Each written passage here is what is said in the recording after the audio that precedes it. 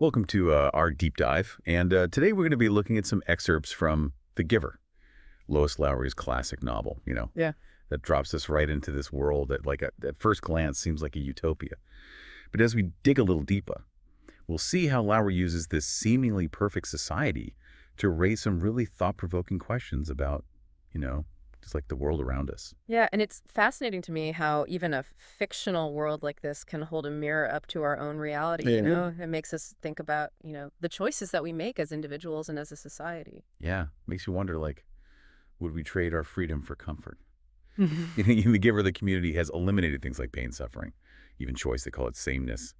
But as we meet Jonas, this 11-year-old boy who's on the cusp of adulthood in this community, we start to see these cracks in this seemingly perfect facade. And one of the first things that struck me was how Lowry introduces this subtle detail.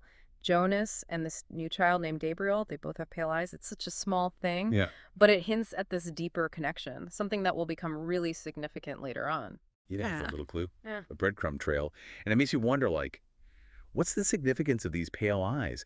What sets Jonas and Gabriel apart?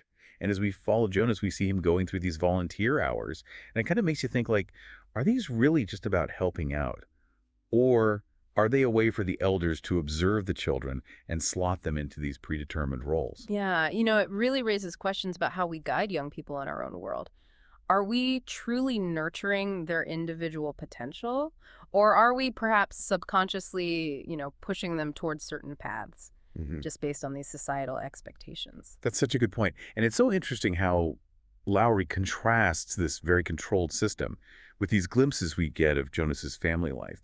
They have this ritual of sharing their feelings each night, which feels almost subversive in a world where emotions are supposed to be suppressed. But the family's ritual of sharing feelings is really interesting, isn't it? It highlights this inherent human need for connection and expression, Hmm. even in a society that tries to control those very things. Yeah. It's like they're clinging to this tiny bit of individuality. Yeah. And then there's Jonas's dream about Fiona and the stirrings. These are such natural human feelings. Yeah. And yet the community immediately medicates them away. It makes you wonder, what aspects of our own individuality do we sometimes suppress for the sake of fitting in? It's such a powerful question. And speaking of societal expectations, Hmm. we come to the ceremony of 12, this pivotal event in this community. The assignments are announced, and each one determines a person's entire life path. It makes you wonder, is this any different from how our society often pushes us towards certain career I tracks? know, it's so true. And then comes the big twist. Jonas is skipped over during the ceremony. Can you imagine the suspense in that room? Everyone's waiting, Yeah. wondering what's going on. The suspense is palpable, and when the chief elder finally reveals that Jonas has been chosen for this very special, very demanding role, Yeah. the receiver of memory, it's clear that his life is about to change dramatically. Yeah. It's like he's been chosen for this destiny that he never could have imagined. And the chief elder emphasizes that he possesses these four crucial attributes: Mm. intelligence, integrity, courage, and wisdom. It makes you wonder, what do those qualities say about the role of the receiver of memory in this community? It suggests that the role of the receiver is far more complex than simply remembering the past. It hints at this responsibility to understand and interpret those memories, and perhaps even to use them to guide the community. And here's where things get really interesting. The chief elder explains that Jonas will have to follow some very unusual rules during his training. He's allowed to lie, for instance. In a community that's obsessed with precision of language and sameness, this exception is huge. That permission to lie is fascinating, isn't it? It suggests that there are things, perhaps uncomfortable truths, that the community has chosen to hide or suppress. It makes you wonder, what are the limits of their language? And what happens when you can't even express certain concepts or ideas? It's like they've built this wall around their language, and Jonas is being given a glimpse of what lies beyond that wall. And then Jonas begins his training with the Giver, the current receiver of memory. Their first session involves this incredible experience. Jonas receives his first memory. He feels this exhilarating rush of riding a sled down a snow-covered hill. It's a sensory explosion for him, this whole world of color and movement that he never knew existed. That memory of the sled ride is such a powerful moment. It represents everything this community has given up Yeah. in their quest for sameness, the beauty of nature, the thrill of physical experience, the joy of discovery. Yeah, it's like they've traded vibrancy for stability, Yeah. depth for predictability. And as the Giver explains, they made this choice deliberately, sacrificing things like snow hills, even colors, Mhm. to achieve control and eliminate pain. The community's choice raises this really important question. Is safety and stability worth sacrificing the richness and fullness of human experience? Would we make the same choice if we could? Makes you think about the choices we make in our own lives, right? Do we sometimes prioritize comfort and security over passion and adventure? And then we're introduced to Rosemary, the previous receiver in training. We get this sense of her enthusiasm and joy for the memories, but there's also this ominous feeling that something went wrong. Rosemary's story hangs over Jonas's training like a shadow, doesn't it? It hints at the potential dangers of carrying the weight of memory, the burden of knowing things that others don't. It's a really stark reminder of the responsibility that Jonas is taking on. And as his training intensifies, he's not just receiving joyful memories anymore, he's experiencing pain, suffering, loss. That elephant hunting memory, that was brutal, even for us as readers. Yeah, that memory was definitely a turning point for Jonas. It forced him to confront the reality of violence and cruelty, something that the community has completely shielded its members from. It's like he's realizing that eliminating pain also means eliminating empathy, compassion, the very things that connect us as human beings. And then comes the real gut punch. Jonas witnesses his own father releasing a twin. What seemed like this humane procedure now takes on this horrifying new meaning. That scene is so devastating because it shatters Jonas's entire worldview. He realizes that release isn't about sending people to a better place, it's about ending their lives. It makes you question what this society truly values, doesn't it? Absolutely. It makes you wonder, what are they so afraid of? What lengths would they go to maintain this illusion of sameness? And at this point, Jonas can't just sit back and accept this reality. He has to do something. Yeah, he can't unknow he now knows. The memories have awakened something in him.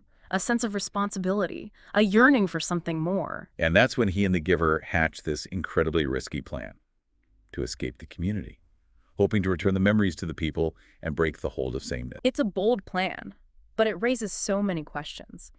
Can the memories truly be returned? And if they are, what will happen to the community? Will they be able to handle the weight of emotions, the complexities of a world without sameness? Yeah, it makes you think about the potential consequences of knowledge, Yeah. right? Can ignorance ever truly be bliss? And then Jonas throws a wrench in the plan by deciding to take Gabriel with him. He can't bear to see this innocent new child be released. Yeah, that decision speaks volumes about Jonas's character, doesn't it? He's not just thinking about his own freedom, he's thinking about the well-being of this vulnerable child. It highlights this idea of interconnectedness, of responsibility for one another, something the community seems to have lost.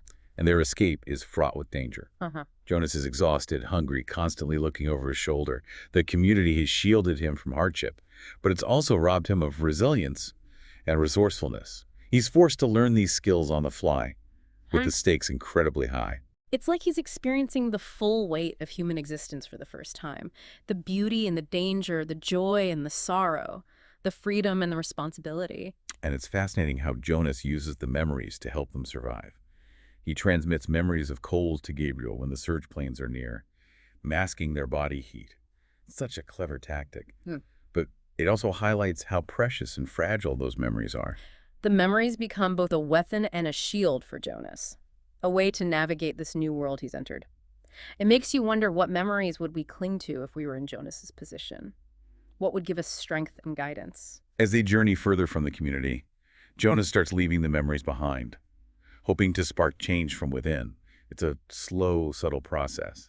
But it's like he's planting seeds of something new. Yeah. Something different. It's a beautiful image, isn't it? The idea that these memories could take root and transform the community, bringing back color and emotion, joy and sorrow. It raises this question, can we truly change a system from the outside? Or does real change have to come from within? But the journey takes a toll on both Jonas and Gabriel. They're starving, exhausted, reaching their limits. It's a stark reminder that freedom comes at a price. Yeah, the community provided for all their needs. But it also took away their agency, their ability to make choices and face challenges head on. Jonas is now confronting the realities of a world without sameness. And it's a brutal education. And as they push further into the unknown, they're not just escaping the community. They're searching for something more, something they can only vaguely define as elsewhere. It's this place where life is different, where love and choice exist. That idea of elsewhere is so compelling, isn't it? It represents this universal human yearning for something better, a place where we can be our true selves, where we can experience life in all its fullness. It makes you wonder, what does elsewhere look like for us? What are we searching for? But as they end the end of their journey, Their hope starts to dwindle. They're physically and emotionally drained, and Gabriel is fading fast. It's a heartbreaking moment. We see the toll their ordeal has taken on both of them, and we're left wondering if they'll even have the strength to make it. Jonas is desperate, Yeah. clinging to the memories for dear life. He remembers warmth, love, family. It's those fleeting glimpses of joy that give him the strength to keep going. He's pushing past his own limits, driven by the memory of what he's lost and the hope of what might be. He's determined to save Gabriel, even if it means sacrificing himself. It's a testament to the power of love and the resilience of the human spirit. Yeah, it's amazing how he finds that strength even when everything seems lost. Yeah. And then as they make that final climb up the hill, something extraordinary happens. The memories start to fade. Yeah. But it's not the loss that he feared. Yeah. It's something different, something new. Yeah, it's like he's shedding the weight of the past, those collective memories, and stepping into his own individual experience. He's not just a receiver anymore. He's becoming a giver. Yeah, it's a powerful shift. And as they reach the top of the hill, they see lights, they hear music, and they sense that someone is waiting for them. It's a moment of pure hope, this glimmer of light after such a long and arduous journey. But Lowry leaves the ending open to interpretation, doesn't she? We don't know for sure if they actually reach elsewhere or what awaits them there. It's like she's inviting us to imagine our own versions of elsewhere, to think about what a world beyond sameness might look like. And that ambiguity is part of what makes this book so thought-provoking. It doesn't offer easy answers or simple solutions. It challenges us to grapple with these complex questions about memory, individuality, and the choices we make as a society. Thinking back on the whole story, what strikes me is how even in a world that's supposedly perfect, there's still this underlying darkness. The community's quest for sameness comes at a steep price. Yeah, it's like they've created this sterile existence where everyone is just going through the motions, but they've lost the ability to truly feel, to connect, to experience the fullness of life. And Jonas's journey becomes this wake-up call, not just for him, but for the entire community. He's bringing back the memories, the good and the bad, forcing them to confront what they've given up. It makes you wonder, could we handle such a revelation? Would we even want to? That's a big question. It makes you think about the role of memory and history in our own lives. Yeah. Do we sometimes try to bury the painful parts of the past?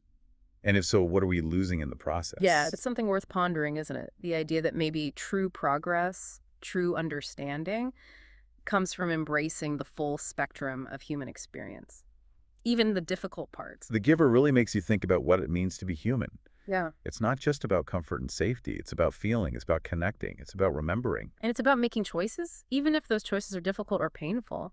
It's about taking responsibility for our actions and shaping the world we want to live in. So what does it all mean?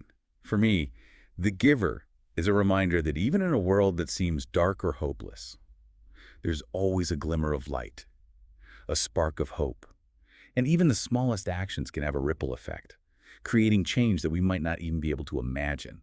Yeah, it's a story that reminds us that memory is precious, that individuality is worth fighting for, and that love and connection are the things that truly make us human. Thanks for joining us on this deep dive into The Giver. We hope you've enjoyed exploring this thought-provoking novel with us. If you could receive a memory from The Giver, what kind of memory would you choose? What experiences would you want to hold on to share with others? We'd love to hear your thoughts.